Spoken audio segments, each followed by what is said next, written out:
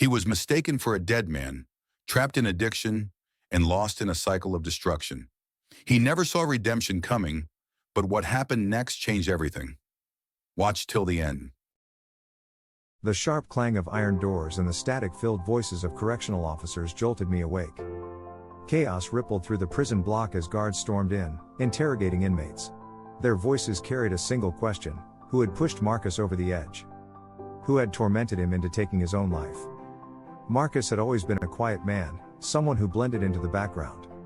I barely knew him, yet I knew enough to recognize the irony. He and I shared the same last name.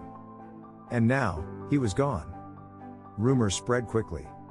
Some whispered that he had fashioned a noose from his bedsheets, others speculated he had slowly suffocated himself against the metal bars.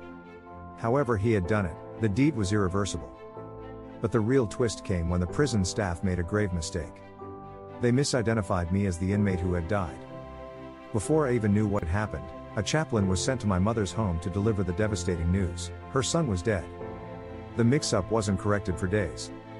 During that time, my family grieved, believing I had drawn my last breath in a cold, forgotten prison cell. Looking back, I see something profoundly symbolic in this moment. For those days, I was dead to the world, but not yet buried. And as I sat in that cell, I realized that spiritually, I had been dead long before Marcus took his life. I was merely existing, drifting through a cycle of destruction that seemed inescapable. But something was about to change. I was born in New Jersey, the eldest of 3 siblings. My family dreamed of me becoming a professional baseball player, a star in the making. But discipline was foreign to me, and my hunger for acceptance led me down a different path.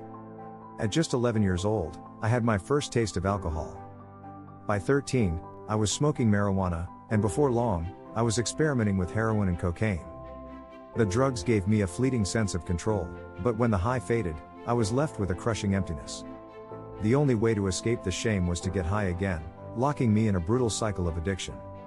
To feed my habit, I started selling drugs. The money came fast, but so did the arrests.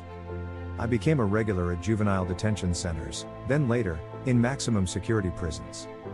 Each time I was released, I swore I'd turn things around.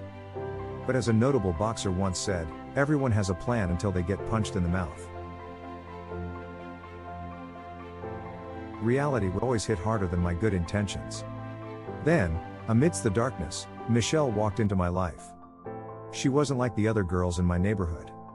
She carried herself with grace, her eyes filled with a quiet strength. I told myself, I have to make her mine. We became close, but my lifestyle quickly eroded our relationship. Michelle soon discovered she was pregnant, and reality struck her harder than it did me. She saw that I was in no shape to be a father, let alone a stable partner. Heartbroken, she turned to the only source of strength she knew, God. She started attending church, desperately praying for my salvation. She urged me to get help, suggesting a Christian recovery program. I laughed it off, convinced that faith wasn't for people like me. But her prayers never stopped. Even before Michelle, I see now that God had been pursuing me. There was the prison chaplain who kept leaving a Bible on my bunk, urging me to read it. There was the inmate who had once invited me to a church. And there was the crushing weight of guilt, the pain I had inflicted on my mother, the shame of being a disappointment to my father. With nowhere else to turn, I started attending chapel services inside the prison. At first, it was just an escape from the monotony of prison life. But something unexpected happened. I began looking forward to it. One day, during worship, we sang the song "Lord, Prepare Me to Be a Sanctuary." For the first time, the words hit deep. I felt something shift inside me. I wasn't just another inmate counting down the days until my next release. I was a soul in desperate need of redemption.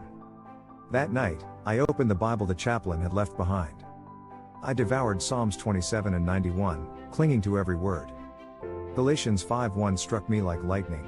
It is for freedom that Christ has set us free. Stand firm, then, and do not let yourselves be burdened again by a yoke of slavery. I wasn't just a prisoner behind bars, I had been a slave to my own choices. But now, for the first time, I saw a way out.